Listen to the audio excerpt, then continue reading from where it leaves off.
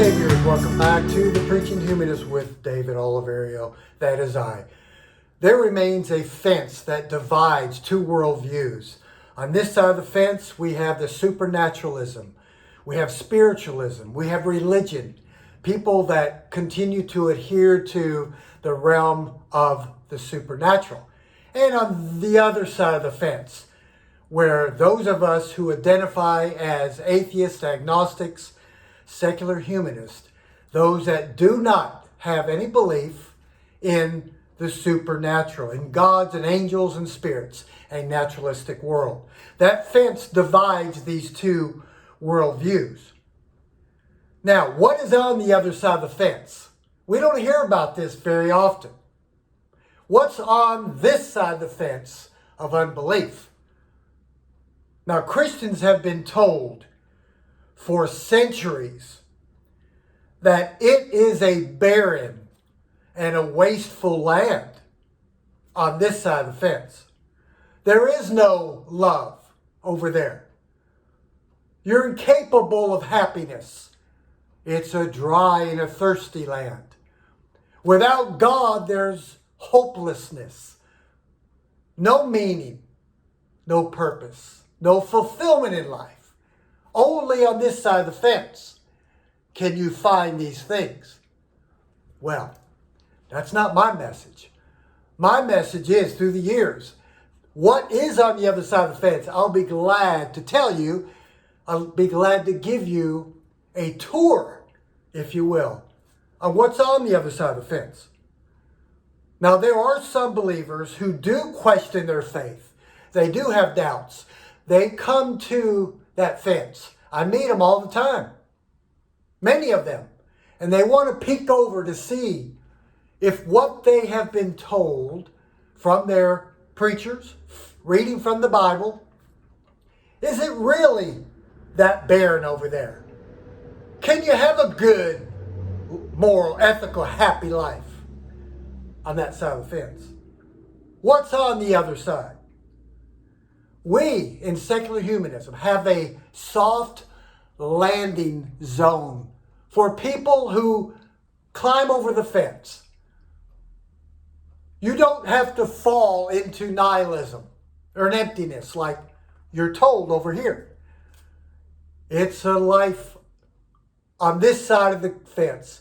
The pasture and the grass is lush and green. My take on this is that we should be letting people know, especially those that come to the fence and are peeking over and very inquisitive. Now, believers do ask many times, I get this, what do you believe in? You atheists, you agnostics, you humanists. What do you have that's better than what I have over here in the life of spiritualism and gods? What do you believe in there, Mr. Atheist? Where do you find meaning and happiness in life? How do you do it? How do you answer the questions, the big, serious questions of life over here in this barren, wasteful land? Now, if you will, let me take you for a quick little tour, a virtual tour of what it would be like to go over to the other side of the fence. A quick tour. Come on over and let me show you the first patch of this lush green grass that's on the unbelieving side of the fence. You haven't fallen down in sin and misery and depression yet, have you? Well, the first patch of grass is what I call the meaning in life patch of grass. The markers of meaningful existence are only measurable within the context of something larger than self. Humans are social by nature and find meaning in relationships. Life in itself is meaningless, of course. But without the God and the spiritual life, Over here, you make meaning. You find meaning. You create yourself. Let me show you another beautiful patch over here of grass. Let's walk over here, and this is what I call the lush pasture of fulfillment. You can have a fulfilled life. No longer do you have to accept what you've heard over here, that you have a God-shaped hole. No, I don't. It's an empty life. You find fulfillment on your own, with others. Well, how do you do that? You have an empty spot in your life, you fill it with your passions, with what you like to do. What do you enjoy? What are your interests? Over here, you can live a life of fulfillment. Happiness, let me take you over to this patch of grass. It's lush and green. The Greek, Roman, and Chinese philosophers discussed happiness. Aristotle discussed the flourishing and happy life.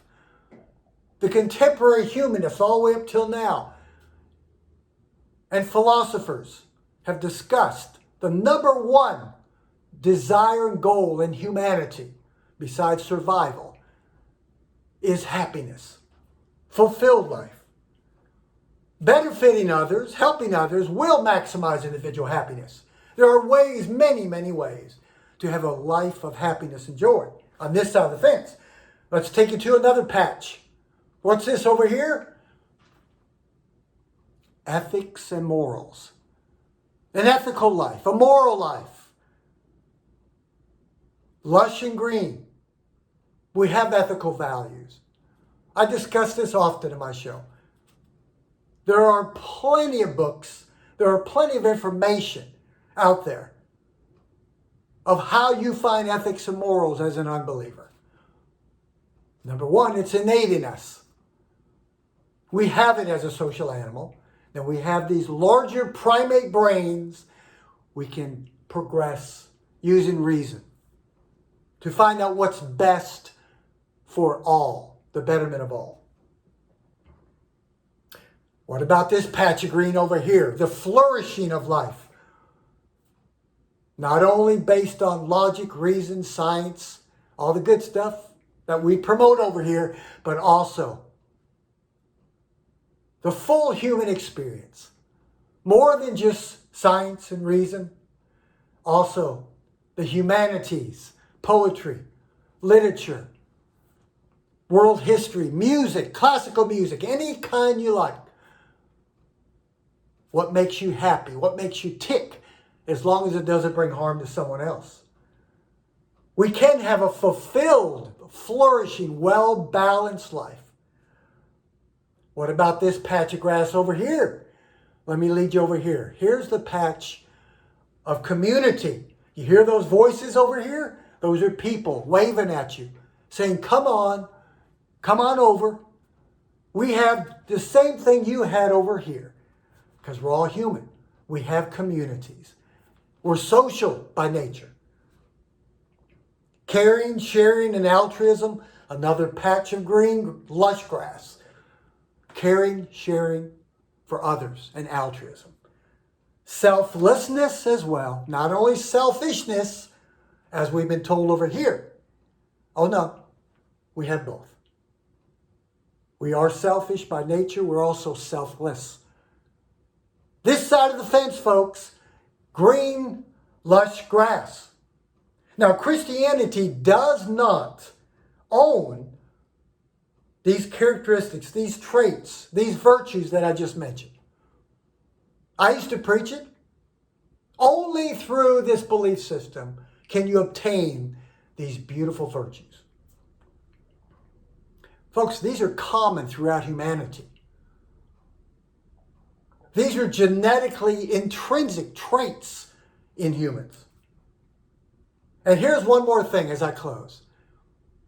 Why I believe it's so much more superior on this side. There is no punishment or discrimination for those who remain over here which is the majority of humanity. If you want to remain on this side of the fence and hold on to your gods and so forth, I'm not going to discriminate against you. I will still treat you with respect, worth, and dignity as a human, even though I disagree with some of your beliefs.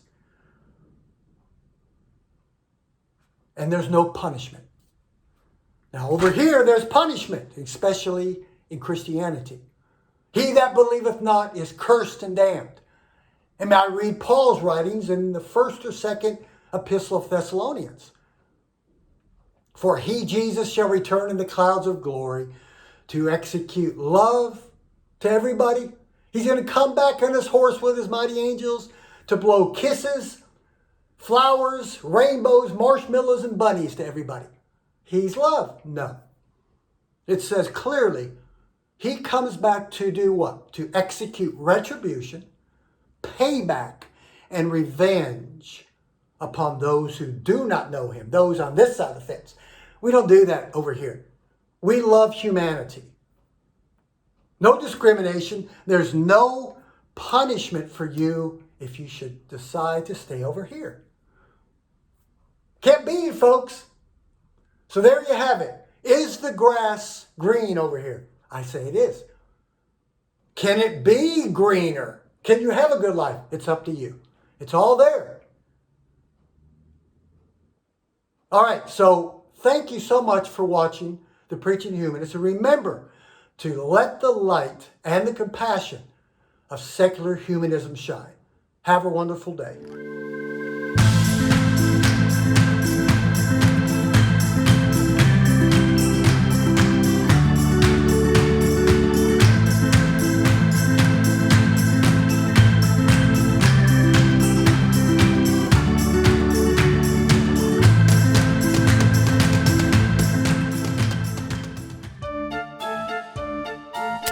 What are we doing, man?